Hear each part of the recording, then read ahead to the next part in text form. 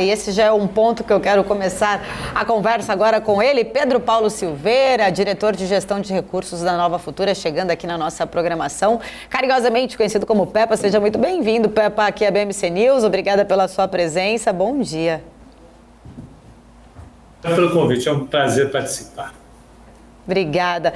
Pepa, já aproveitando, né, esse giro da Débora, essa fala dela, né, especificamente olhando para o nosso mercado esta semana, semana mais curta, inclusive, né, amanhã tem esse feriado, mas a gente tem visto, né, um movimento, esta semana até agora está ali uma queda acumulada em torno de 2,40% mais ou menos, com 2,45% de queda na semana. A gente viu na semana anterior, na semana passada, uma alta muito grande, um grande otimismo, inclusive logo depois da divulgação do nosso IPCA. Depois a Bolsa começou a ficar muito ali, se arrastando de lado na perspectiva sobre a apresentação do arcabouço. Enfim, o arcabouço foi apresentado, muitos pontos ali, deixando, né, algumas incertezas e resistências, principalmente que a gente até comentou mais cedo, por parte lá da Câmara em relação à aprovação do texto da forma como ele foi enviado, mas a gente vê que a Bolsa segue ainda, né, muito arrastada e que não houve uma reação nem de correção para baixo, nem para cima, e continuou,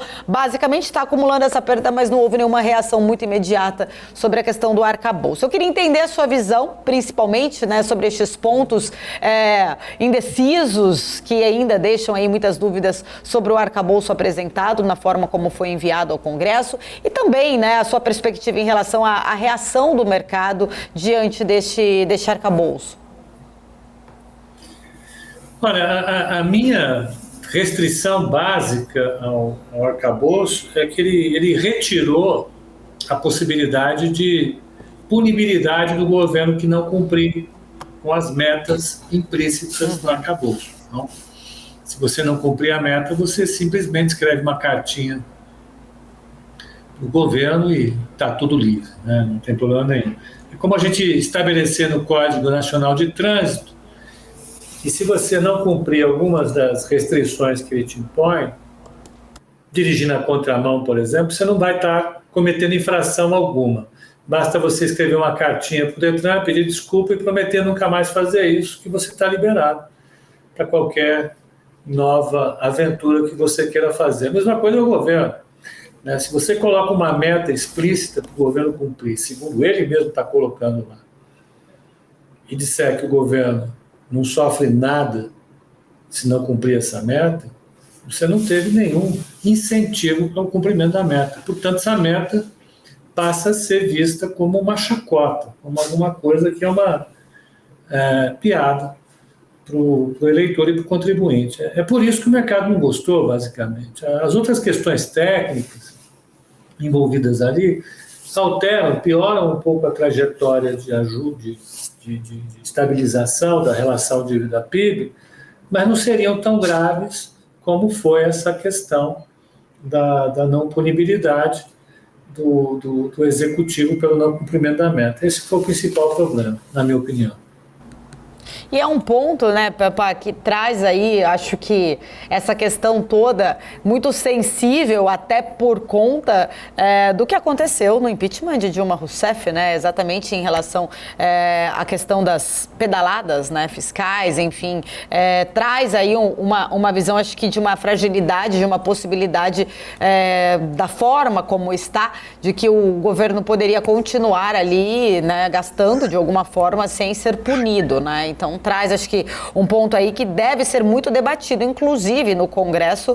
Acho que essa é uma questão que deverá aí ser talvez uma dor de cabeça, vamos dizer assim, para essa aprovação do texto, ou alguma alteração deverá ser feita em relação a isso. Bom, pegando aqui, né, sua análise em relação a este assunto, já aproveitando, o próprio presidente do Banco Central, ele disse que ainda tem risco fiscal no radar, né, ali para poder sinalizar queda de juros. Esse risco vem da PEC da transição, inclusive foi o que ele citou. O mercado pode continuar sendo penalizado, na sua opinião, com esse juro alto por um pouco mais de tempo, já que o Banco Central pode manter a taxa ainda neste patamar aí por um tempo, até porque ele mesmo citou, né, que não é um mecanismo ali, apresentou, precisamos ainda de ter toda uma grande discussão, aprovação, enfim, para a gente conseguir ter uma sinalização exatamente de como vai ser essa regra fiscal brasileira. Como que você vê exatamente a questão aí do Banco Central e dos juros?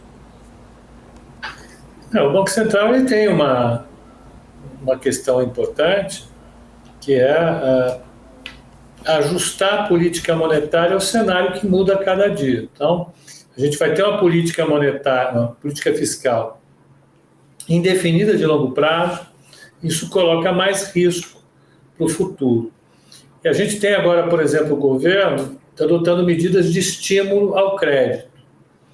Essa medida de estímulo, esse conjunto de medidas, são 8 ou 9 medidas, elas podem colocar mais fogo na lenha da inflação. Então, essas duas questões, tanto fiscal como de crédito, colocam a taxa de juros longa, pelo menos, num patamar mais elevado. Então, para você ter uma inflação no nível que a gente tem, uma taxa Selic no nível que tem, com mais crédito e com uma política fiscal mais frouxa, o que vai acontecer é que a taxa de juros longa vai subir.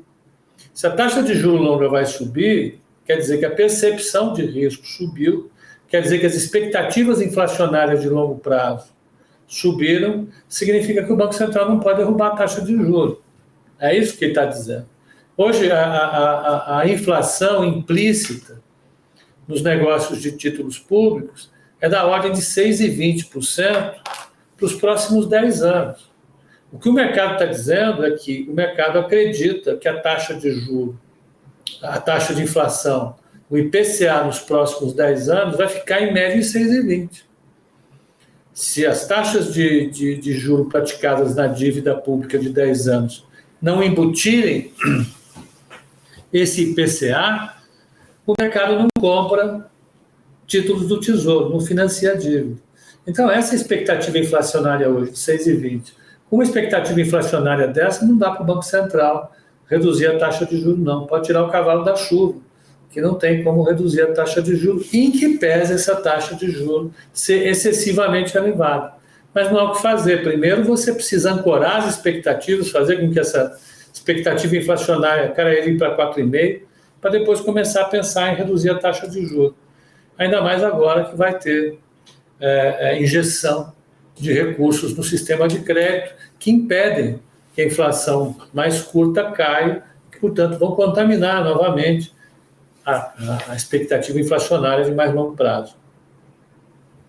Deixa eu fazer uma pergunta aqui, inclusive, do nosso querido professor Alexandre Cabral, até antes de trazer. Obrigado, Vandic, que já está aqui na tela com a gente. Bom dia, Vandic, seja bem-vindo. Eu vou aproveitar e vou fazer para vocês dois, na verdade. Apesar que o Pepa já quase ali praticamente respondeu essa questão aqui, eu vou aproveitar o Vandic também para ouvir a opinião. Vandic, você que está chegando aqui, o Cabral tinha até sinalizado aqui em relação à questão do Banco Central, né? Falando toda hora nessas medidas parafiscais, inclusive, aí, com o crédito anunciado hoje, você acredita que pode ajudar a demorar até, né, trazendo aí a queda dos juros por parte do Banco Central? Já aproveito e estendo, né, a pergunta que eu fiz agora há pouco, inclusive, para o Pepa, para você também, para entender um pouco mais da sua visão em relação a todos esses pontos apresentados também do arcabouço, para trazer aí, né, ferramentas que sejam, né, na verdade, na prática, possíveis e tangíveis, que tragam, então, aí uma possibilidade do Banco Central conseguir visualizar uma diminuição no seu ciclo também de aperto monetário? Bom dia a todos, bom dia, Paula, bom dia, Pedro, Paulo, que você é meu familiar, né? A todos que estão presentes, é sempre um prazer enorme estar aqui com vocês. Então vamos lá, Paula. Eu não posso concordar mais violentamente do que com o que o Pepa disse. Primeiro ponto, arcabouço fiscal. É um arcabouço fiscal ilusório, né? O arcabouço fiscal ele tem que ter duas variáveis que são necessárias para ele funcionar. A primeira, ele tem que ser crível, né? E credibilidade é o seguinte: as pessoas compram essa ideia, se a gente cumprir tudo à risca, a gente consegue diminuir a relação dívida-PIB para níveis em linha com emergentes do nosso tamanho, né? Menor do que 50%. A gente consegue conter os ímpetos inflacionários, né, por parte do governo. A gente tem espaço para redução de taxa de juros, de curto prazo, longo prazo, o mercado reage. Bom, então essa é a pergunta. Ele é crível. E a segunda é execuível. Nós temos uma resposta simples e clara para ambos, que é não. Ele não é crível. Por que ele não é crível? Porque o governo, fiscalmente, está erodindo todos os pilares de sustentabilidade fiscal do país. Só que ele está fazendo isso de uma maneira que é a história do sapo na água fervente. Ele vai esquentando, o sapo morre e não sabe que morreu, porque não conseguiu entender que estava aumentando. Nós temos uma implosão da lei da responsabilidade fiscal com esse arcabouço. O arcabouço não prevê nenhum tipo de medida, né, que pune quem descumprir. É uma carta pedindo desculpa e a analogia do trânsito foi fantástica. Eu acho que eu sou um cara que tem o recorde de multas, eu vou sugerir ao Detran de São Paulo que ele adote essa regra. Eu vou escrever muitas cartas com gosto para o Detran e eu realmente prometo que eu não vou acelerar mais. É muito crível isso. Segundo ponto, a lei das estatais implodiu, certo? Nós deixamos uma brecha para a injeção de recursos em empresas estatais não financeiras. Quer dizer, pode botar dinheiro no Correio, pode botar dinheiro em Itaipu, pode botar dinheiro em todas as estatais e não tem uma previsão de até quanto. Quer dizer, esse pode ser o buraco, o ralo de bilhões de reais de recursos que escapam. Segundo, o governo trabalha com um pé no acelerador e outro pé no freio, né? A gente não pode ter um problema inflacionário e ter um combate duro, complexo, que está sendo travado e bem travado pelo Banco Central, através da política monetária, e o governo toda semana anuncia algum tipo de recurso extra, de injeção de capital, para que os bancos voltem a emprestar mais barato, vamos tentar reduzir o custo do cartão de crédito, vamos tentar... Quer dizer, tudo isso é inflacionário. Quer dizer, é uma posição governamental pró-inflação. E ela é completamente contrária às posições que o presidente toma. E o presidente tem que entender o seguinte, né? A taxa de juro é o termômetro, ela não é a febre. A gente tem que buscar a causa da febre. A causa da febre é gastança excessiva e um governo glutão. Então isso, junto com taxas de juros obscenamente baixas por 13 anos consecutivos, né, uma impressão de dinheiro, né, como se não tivesse amanhã, a gente tem um modelo inflacionário global e o Brasil padece dos mesmos males. Como o Pepa disse, né, se a gente tem uma inflação implícita de 6,20 para 10 anos, a gente não vai fazer rolagem, a gente não vai emprestar dinheiro para o governo sem ter 6,20 mais alguma coisa. Então é assim que o mercado funciona. O mercado ele não faz aquilo que ele quer, ele responde a incentivos. Isso que é muito importante. E o incentivo passa do governo. Então, quando a gente olha a questão de taxa de juro, não existe a menor condição de flertar com a hipótese de queda de taxa de juro. Existe a necessidade de um projeto que envolva a política fiscal e monetária. Quando a gente abre mão da política fiscal, que ela é menos dolorosa, a gente tem que usar, né, a nossa bomba atômica no mundo econômico, que é a política monetária, que é danosa para a economia, ela trava a economia. Mas se ela não entra em ação, nós temos algo que é muito mais maléfico para toda a economia e principalmente para os mais pobres, que é a inflação. Então a gente não tem como, a gente tem que parar, fazer um modelo que seja focado em sustentabilidade da economia de curto, médio e longo prazo. Como é que isso vai impactar a economia? E parece que a gente não quer fazer isso. O governo apresentou um arcabouço fiscal manco, né? Ele erode os pilares da sustentabilidade fiscal do país e das instituições.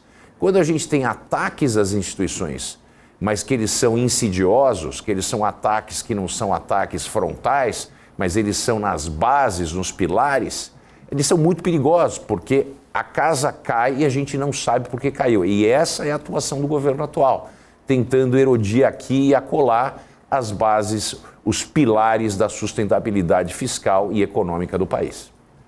Maravilha. Deixa eu voltar aqui então com o Peppa. Peppa, antes, né, da gente seguir aqui, concluir exatamente a nossa fala, eu preciso só fazer um rápido intervalo comercial. Peço que você continue aqui conosco.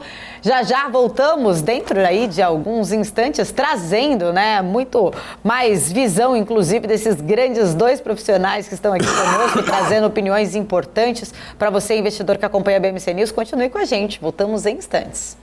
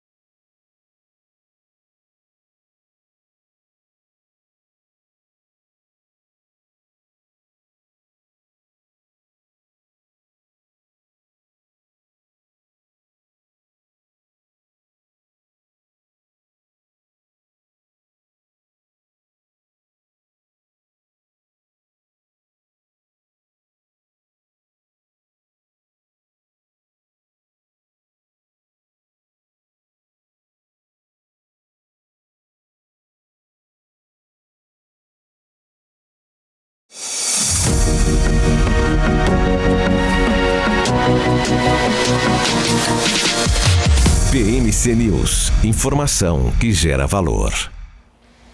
De volta aqui na nossa programação das horas e 54 minutos, eu vou voltando aqui com a Débora, que também tem perguntas aqui para o Peppa, também para a gente falar um pouco mais com ele, Pedro Paulo Silveira, diretor de gestão de recursos da Nova Futura. Fica à vontade, Débora.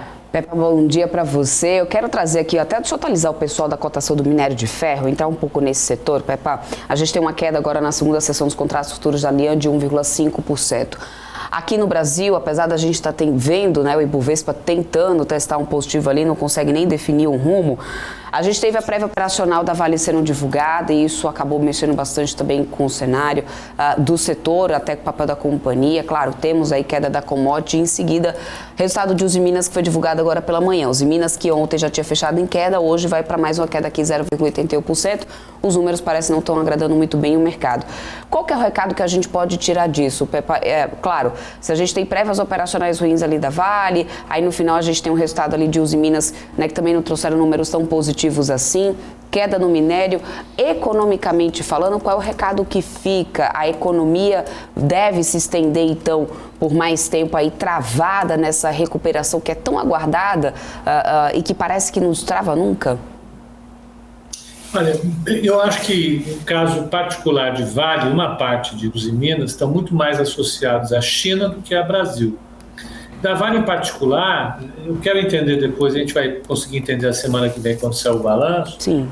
Ela teve uma redução do prêmio do aço Carajás, né? O que gera uma margem diferenciada na Vale é o fato do minério Carajás ter um teor de pureza maior, né? Então ele vale mais, ele tem um prêmio sobre o minério de ferro de Qingdao, um prêmio alto, e pelo que eu entendi, o prêmio caiu na última prévia. Vamos ver o resultado. E por que caiu? Né? Se foi eventual, se foi episódico, se é uma coisa que se restringiu ao primeiro trimestre e agora volta ao normal, tudo bem.